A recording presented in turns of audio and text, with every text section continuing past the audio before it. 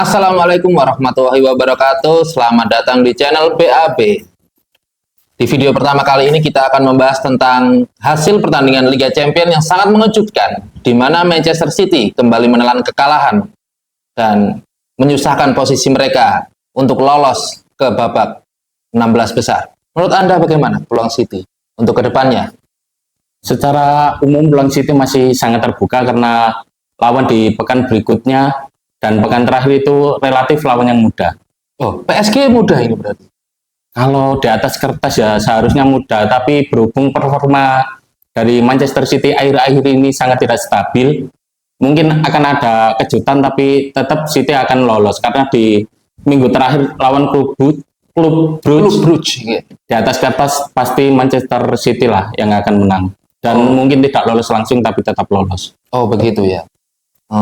Tapi menurut Anda, apa yang menyebabkan City hanya meraih satu kemenangan dalam 10 pertandingan terakhir? Apa ya? Mungkin kalau dibilang strategi dari Pep Caratan juga tidak. Mungkin faktor mentalitas ya, ada mental block dari para pemain City yang sepertinya kehilangan jati diri sama kepercayaan diri. Terutama Erling Haaland yang kok sepertinya akhir-akhir ini sulit menciptakan gol. Oh, begitu. Mungkin mereka kehilangan motivasi begitu ya, karena Iya. sudah memenangkan semuanya. Ya, ditambah terus kasus yang 114 Oh iya, tuduhan dari FA itu. Mungkin itu yang mempengaruhi. mental ya ini Iya. berarti ya. Secara permainan memang City selalu mendominasi. Itu. Nah, ada satu lagi nih yang juga diambang tidak lolos untuk playoff, Ya, yaitu Real Madrid. Menurut Anda bagaimana Real Madrid? Real Madrid. Kembali ke jawaban saya yang tadi, ya faktor mental. Real Madrid kan sering disebut punya DNA Eropa, jadi ya tetaplah, Tetap ya. tetap pasti akan lolos. Walaupun nggak tahu nanti apakah langsung atau lewat jalur playoff. Oh, begitu ya. Ya, sebetulnya untuk Liga Champions kali ini nggak ada terlalu kejutan ya di match day keberapa ini ya? Ke-6 ya? Ke-6. Ke-6 ya kalau nggak salah ya. Ke-6 nggak ada kejutan, tapi bisa dikatakan City ini menjadi apa ya? Di Inggris itu menjadi yang terburuk karena ketiga klubnya itu seperti Liverpool, Aston Villa sama Arsenal itu berada di peringkat 5 besar ya. Oh iya. 5 besar. Nah, kalau menurut Anda bagaimana nih peluang-peluang Liverpool, Arsenal sama siapa namanya tadi? Aston Villa. Untuk lanjut ke lolos langsung ke babak 16 besar nanti. Ya, terutama Liverpool, Arsenal mungkin sudah pastilah akan lolos langsung. Untuk Aston Villa mungkin masih tergantung peringkat-peringkat di bawahnya sama hasil Aston Villa sendiri. Oh, begitu ya. Kalau menurut saya sih ya pasti lolos sih mereka sih. Harusnya sih kebanyakan walaupun poin-poinnya kecil sih mungkin Aston Villa. Saya setuju itu. Aston Villa mungkin agak susah ya. Oh iya, ini nanti malam akan ada pertandingan cukup luar biasa yaitu Piala AFF. Oh iya. Ini lebih besar dari Piala Dunia kalau nggak salah ya katanya. Ya nggak juga sih. Kata sebetulnya. fans-fans kardus. Kata fans-fans kardus. Nah, menurut Anda bagaimana peluang Indonesia untuk menghadapi Laos ini? Prediksi. Apakah kita akan meraih kemenangan atau kita akan terpleset?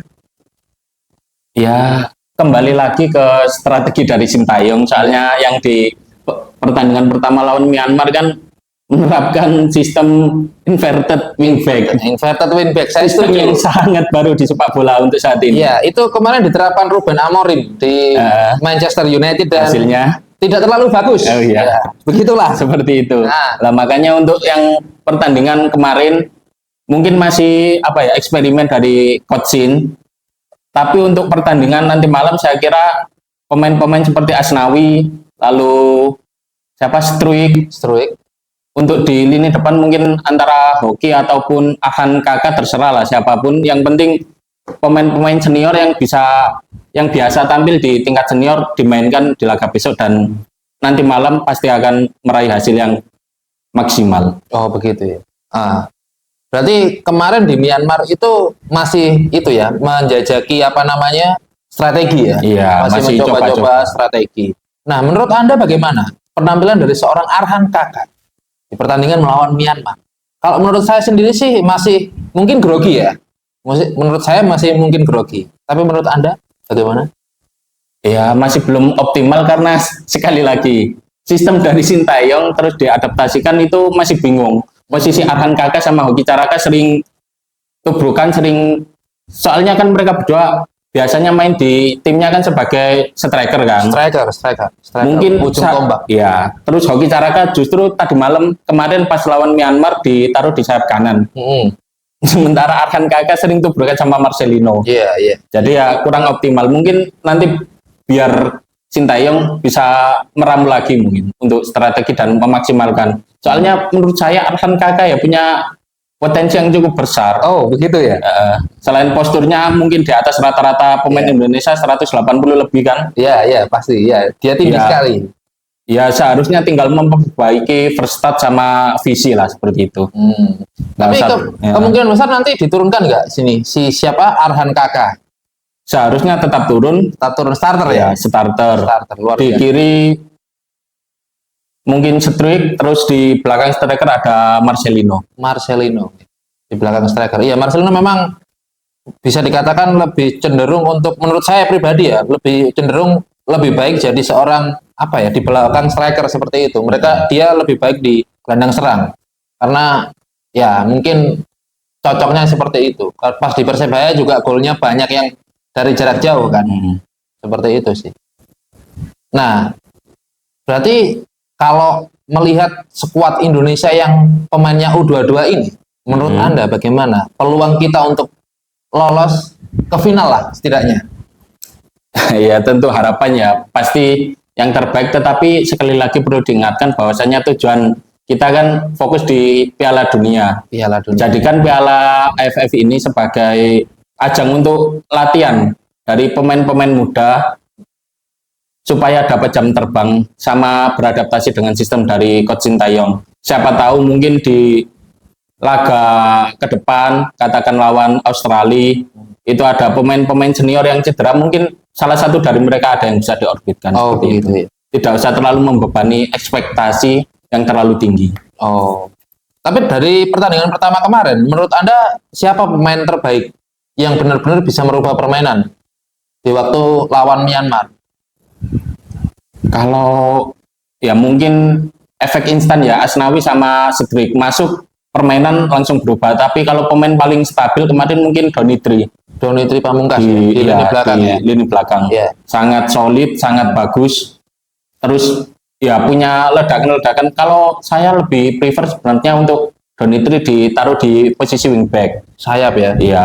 Soalnya pas U20 kemarin juga penampilannya cukup bagus dan dia bisa berkontribusi untuk serangan, defense-nya pun juga bagus. Nah, terus kalau Donitri di sayap kanan di wingback, di manakah Arhan Pratama? Ya kan kemarin Arhan Pratama lebih banyak kebingungan mungkin, soalnya di posisinya kan itu inverted ya, mungkin wingback seperti itu. Ya mungkin, tapi kalau dari saya terus skema long ball long throw kan juga ya mungkin bagus, tapi terlalu monoton jadi serangannya. Seperti itu. Ya tetap kalau bagi saya mungkin ya kalaupun Donitri nggak ditaruh di posisi sayap luar, mungkin tetap di skema yang seperti lawan Myanmar. Begitu ya. Kalau menurut saya ada satu lagi yang cukup impresif, yaitu Detan itu. Yang nomor 18. Saya lupa nama depannya soalnya. Itu bagus itu, pemain bagus itu. Ya itu sih sebetulnya.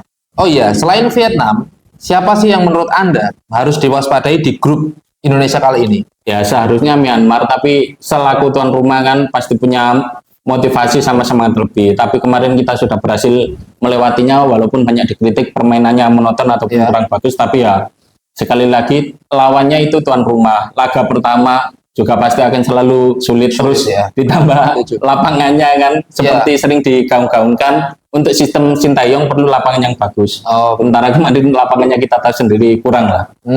Jadi Sintayong ini seperti Pep Guardiola ya kayaknya. Si Pep kan juga nggak mau karena rumput lapangannya nggak disiram terus terlalu panjang juga. Ya mungkin itu saja prediksi skor kita akan ngomong untuk Indonesia nanti adalah 3-0. Itu bisa setuju apa tidak kalian? Tapi jangan lupa untuk subscribe, komen, dan dukung selalu kita. Sampai jumpa di video selanjutnya.